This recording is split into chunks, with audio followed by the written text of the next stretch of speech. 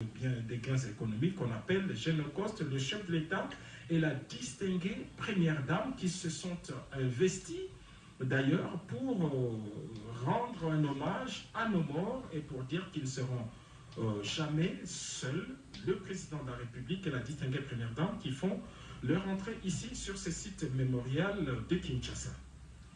Giscard Koussema, le couple présidentiel, Félix-Antoine Tshisekedi Tshilombo et la distinguée première dame Denise Nyakeru Tshisekedi font leur entrée dans ces sites et ils sont reçus par un comité restreint d'accueil à la tête duquel se trouve tout naturellement le gouverneur de la ville de Kinshasa. Et voilà, donc le mot Génocoste a été prononcé pour la première fois à Londres en 2013 et le président rejoint justement cette assistance. Ne pas oublier, n'est jamais répété. Et là, c'est l'entrée du président de la République, Félix-Antoine Tshisekedi Tshilombo. Je disais donc que c'est à Londres en 2013 que pour la première fois la plateforme d'action de la jeunesse congolaise. Hymne national.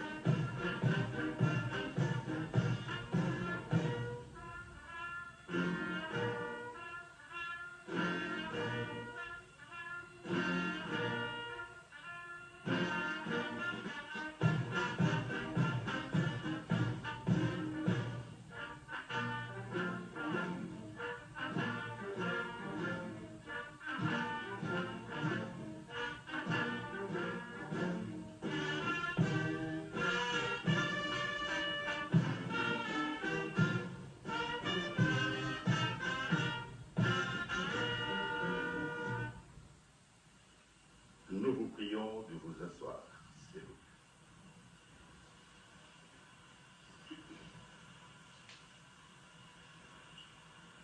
plaît. Excellences, Monsieur le Président de la République, chef de l'État, avec l'expression de nos hommages les plus déférents. La très distinguée Première Dame, honorable Président du Sénat, honorable Premier vice-président de l'Assemblée nationale, Madame la Première ministre, chef du gouvernement, Monsieur le Président de la Cour constitutionnelle et Président du Conseil supérieur de la magistrature, Excellences, Messieurs et Dames les ambassadeurs, chefs de missions diplomatiques et organisations internationaux, Messieurs le Président des institutions d'appui à la démocratie, honorables députés et sénateurs, Mesdames et Messieurs les ministres, membres du gouvernement, Messieurs le gouverneur de la ville province de Kinshasa, Mesdames et Messieurs, distingués invités. Excellences, Monsieur le Président de la République, avec l'expression de nos hommages renouvelés. Votre présence à cet événement patriotique est un témoignage précieux de solidarité envers les survivants et de leurs souffrances. Cette commémoration du Génocoste, génocide congolais pour des fins économiques, se tient aujourd'hui 2 août 2025 en ces lieux est dédié aux victimes des violences sexuelles liées au conflit ainsi qu'aux victimes des crimes contre la paix et la sécurité de l'humanité. Le programme de la cérémonie s'articule de la manière suivante. Bien avant l'allumage de la flamme de Génocoste par votre Excellence, Monsieur le Président de la République, il est prévu plusieurs prises de parole par les personnalités suivantes.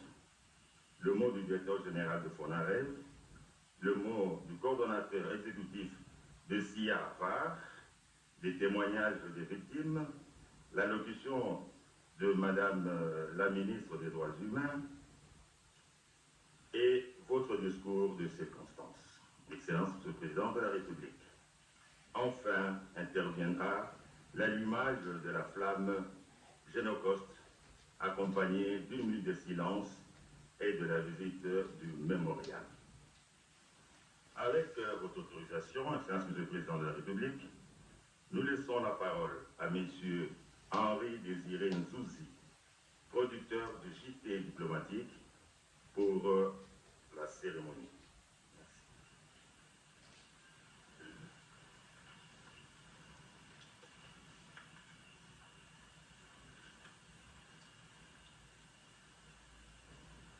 Excellence, Monsieur le Président de la République, chef de l'État, avec l'expression de nos hommages les plus déférents, très distinguées Première Dame, honorables Excellences, Mesdames et Messieurs, distingués invités, c'est ici le lieu de planter le décor en ce jour si mémorable.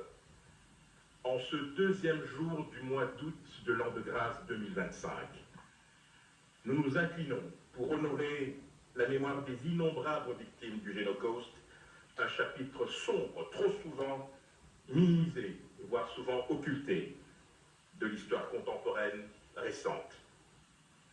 Aujourd'hui encore, des portions entières du territoire national de notre cher et beau pays sont le théâtre d'une exploitation brutale et systématique, orchestrée pour des gains économiques, au mépris de la dignité et de la vie humaine.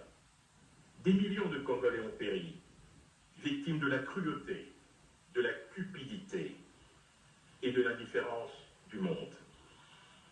Depuis plusieurs années maintenant, le Congo, terre bénie de nos ancêtres, a été transformé en un gigantesque champ de souffrance et de désolation. Les viols massifs, les massacres à grande échelle, les villages décimés, les familles déchirées, les terres pillées, toutes ces atrocités ne sont pas seulement des faits, mais des blessures encore vives et ouvertes dans notre mémoire collective. L'or, le coltan, le lithium, les minerais critiques et stratégiques, puisqu'il en est question malheureusement de nos jours, sont devenus les funestes symboles de richesse pour les uns et les marqueurs sanglants d'une tragédie humaine incommensurable. Nous rendons hommage à ces hommes et ces femmes, ces enfants dont les vies ont été sacrifiées sur l'autel du profit. Nous honorons leur résistance silencieuse, leur courage face à l'injustice et leur humanité inébranlable dans l'adversité. Leur souffrance ne doit jamais, jamais être oubliée, car elle nous rappelle les conséquences dévastatrices de l'exploitation et de l'impérialisme. Mais cet hommage ne suffit pas. Il doit s'accompagner d'un engagement ferme à ce que de telles atrocités ne se reproduisent plus jamais. Nous devons exiger la vérité, la reconnaissance et la réparation. Nous devons éduquer les générations futures sur cette histoire afin qu'elle ne soit pas réduite à des statistiques, mais que leurs noms et leurs histoires soient portés par le vent de la mémoire. Aux familles des victimes, à leurs descendants et à tous ceux qui portent encore les cicatrices et les stigmates de ce génocide, nous disons aujourd'hui ensemble, vous n'êtes pas seuls. Votre douleur est entendue, votre résilience est admirée et votre quête de justice est légitime. Puisse les âmes des disparus reposer en paix et que leur sacrifice nous inspire à bâtir un monde plus juste, plus équitable et plus humain. En ce jour de commémoration, nous disons plus jamais l'exploitation, plus jamais le silence, plus jamais l'oubli. Que la mémoire des victimes du génocide congolais soit une lumière qui guide nos pas vers un avenir où la dignité humaine est sacrée et où la justice triomphe de l'oppression. Nous nous souvenons, nous honorons et nous agissons. Et puisqu'il faut agir, il m'est agréable de pouvoir inviter Monsieur le directeur général du FONAREV pour sa prise de parole. S'il vous plaît.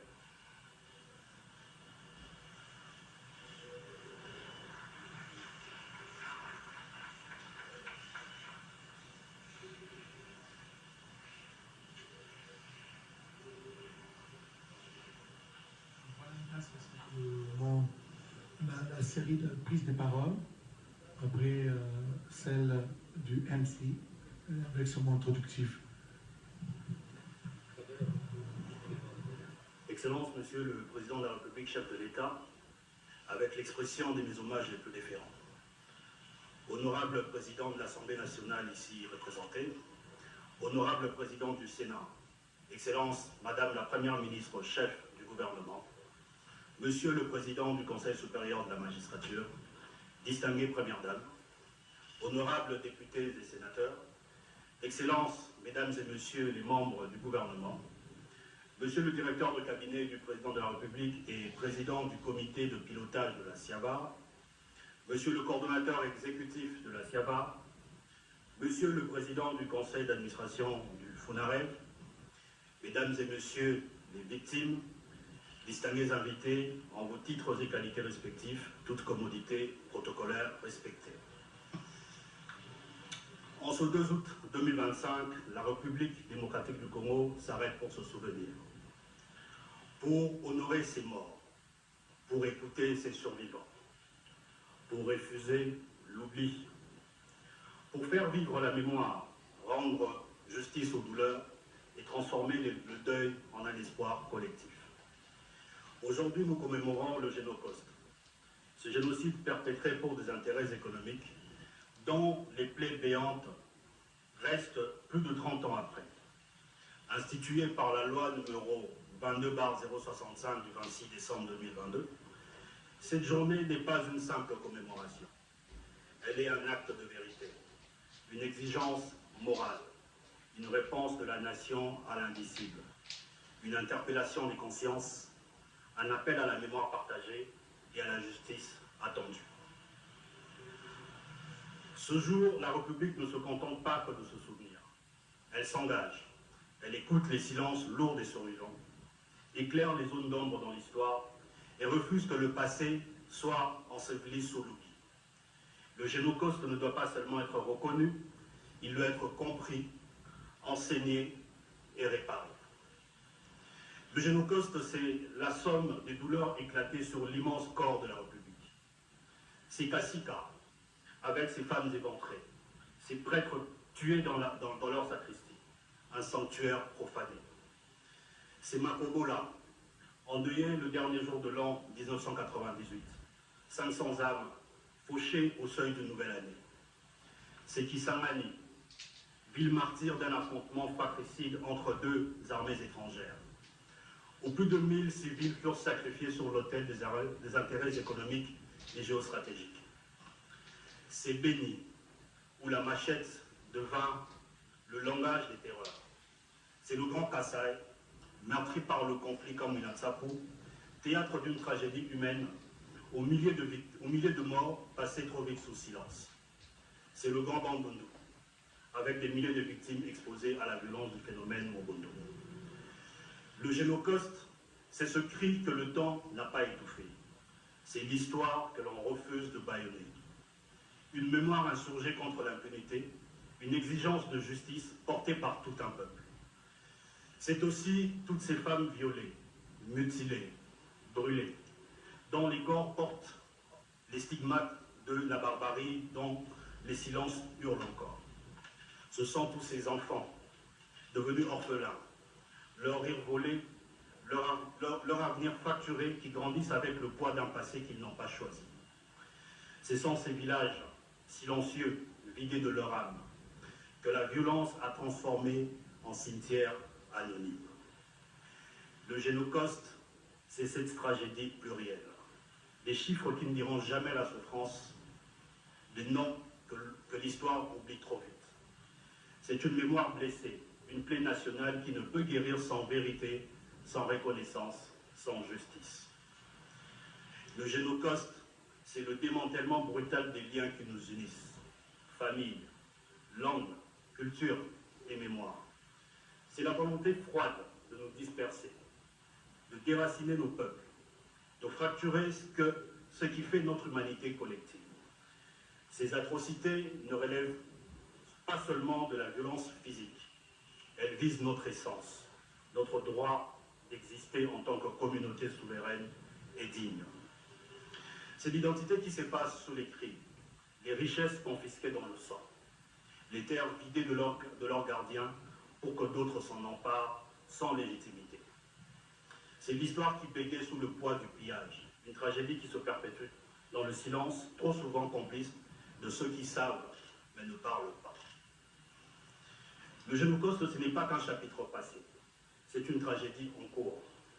Des millions de nos compatriotes, pris dans les affres d'un quotidien marqué par l'occupation, l'errance et la peur en sont les témoins vivants, dans les territoires sous le joug des forces négatives des RDF et de l'AFC 123. Cette journée est aussi la leur, celle des déplacés, des veuves de guerre, des enfants déscolarisés, des terres pillées sous silence diplomatique. C'est pour eux que la nation se lève, qu'elle résiste à l'amnésie planifiée, qu'elle proclame « Nous ne l'oublions pas, nous ne les abandonnons pas ». Le Génocauste, ce sont des noms qui ne devraient jamais sombrer dans l'oubli, des visages que la douleur n'a pas effacés, des récits trop souvent tus et pourtant brûlants d'humanité. Un appel à la mémoire, la lutte contre l'effacement, contre la différence. Paul Ricoeur avait raison.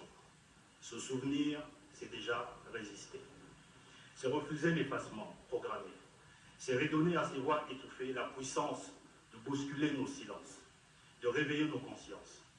Porter cette mémoire, c'est porter la dignité des victimes et refuser que les souffrances soient réduites à des chiffres ou des notes de bas de page. Excellences, Mesdames et Messieurs, face à ce drame, l'État a choisi de ne pas détourner le regard. Il a pris la mesure de la douleur, choisi d'agir avec courage, de réparer avec équité et de rendre justice avec détermination.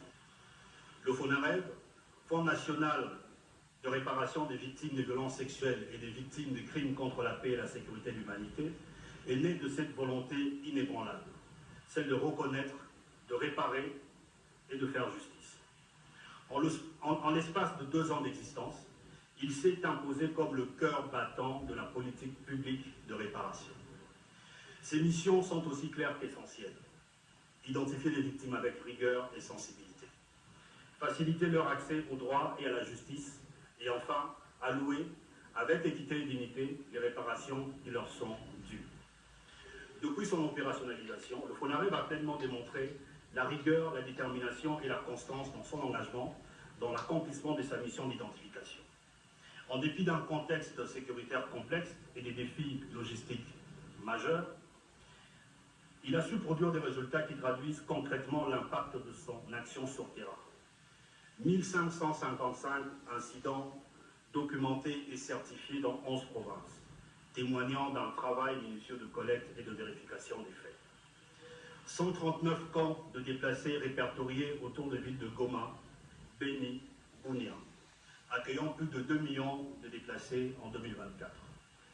416 781 personnes pré-identifiées, parmi lesquelles 1521 victimes détentrices des décisions de justice exécutoire, 146 700 déplacés internes vivant dans les camps situés à Goma, Bunia et Kisangani, 268 510 victimes issus des communautés affectées par les conflits recensés dans les provinces du Congo central, du Grand Kasaï, de la Chopo et de l'Uturi. Depuis 3 ans maintenant. Chaque 2 août est consacré à la commémoration des milliers de victimes du génocide perpétré pour des gains économiques, le Génocost. Cette année, la journée nationale d'hommage a été organisée au mémorial de Kinshasa, situé en plein quartier institutionnel de Tembe-na-Tembe. La journée a commencé par une série de prises de parole des responsables du FONAREV et des CIA-VAR, 2 institutions étatiques créées par le chef de l'État en 2022. Dans leurs allocutions respectives, chacun des responsables a expliqué le drame que vit le pays depuis plus de 3 décennies. Le Génocost, c'est ce cri que le temps n'a pas étouffé. C'est l'histoire que l'on refuse de bâillonner. Une mémoire insurgée contre l'impunité, une exigence de justice portée par tout un peuple. C'est aussi toutes ces femmes violées, mutilées, brûlées, dont les corps portent les stigmates de la barbarie, dont les silences hurlent encore. Le vœu du chef de l'État Félix-Antoine Tshisekedi Tshilombo prend son sens avec cet appel à l'endroit des 2 chambres du Parlement à mettre en place une résolution reconnaissant le Génocost commis sur le sol congolais. D'un point de vue politique, j'appelle solennellement les 2 chambres du Parlement à examiner dans les meilleurs délais l'adoption d'une résolution officielle proclamant au nom de la nation la reconnaissance des génocides commis sur notre sol. Quel que soit le temps que cela prendra, nous n'abandonnerons jamais ce combat. Étant donné que la République démocratique du Congo est engagée dans une dynamique de reconnaissance, nous allons poursuivre ce combat. Le président de la République s'engage ainsi à poursuivre son plaidoyer avec cet appel à la mémoire, à la dignité et à la justice. Au plan international, Félix Tshisekedi promet un plaidoyer dont les démarches à mener consistent à obtenir auprès des Nations Unies cette reconnaissance du Génocost commis depuis des décennies en RDC. À la veille de l'installation d'une commission d'enquête indépendante sur les massacres perpétrés dans cette région, je lance un appel solennel à la communauté internationale. Elle a le devoir moral et politique de soutenir cette démarche essentielle pour établir la vérité, rendre justice aux victimes et jeter les fondements d'une paix durable fondée sur la mémoire et la responsabilité partagée. Et si le monde hésite encore à reconnaître cette tragédie pour ce qu'elle est, un génocide rampant, nous n'attendrons pas que d'autres valident notre douleur. Nous en sommes les premiers témoins, nous en serons les premiers artisans de justice. L'autre temps fort de cette cérémonie, c'est l'hommage à nos milliers de morts par le couple présidentiel et la visite du centre de documentation du mémorial érigé en mémoire des victimes du Génocost. Le tout premier site national qui incarne un lieu de vérité, d'histoire, qui rappelle à la communauté tant nationale qu'internationale le courage des survivants et la volonté de l'autorité suprême à panser les plaies encore béantes.